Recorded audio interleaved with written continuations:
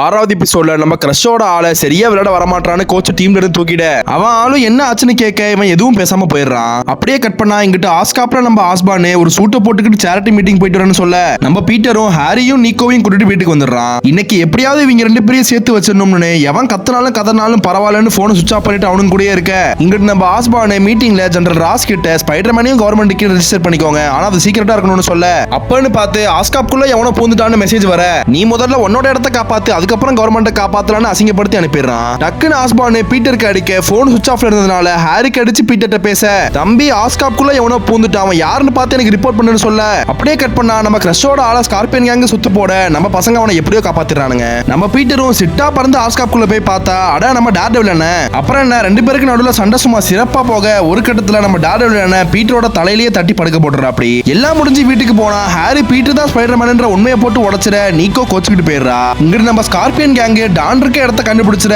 Scorpion கேங்கோட லீடரே ஒரு scorpion சூட்டை மாட்டிக்கிட்டு கொப்பம் அவனை இப்ப வாழாங்கிற மாதிரி நிக்கிறான். நெக்ஸ்ட் எபிசோட பார்க்க மறக்காம நம்ம சேனல் லைக் பண்ணி சப்ஸ்கிரைப் பண்ணிக்கோங்க.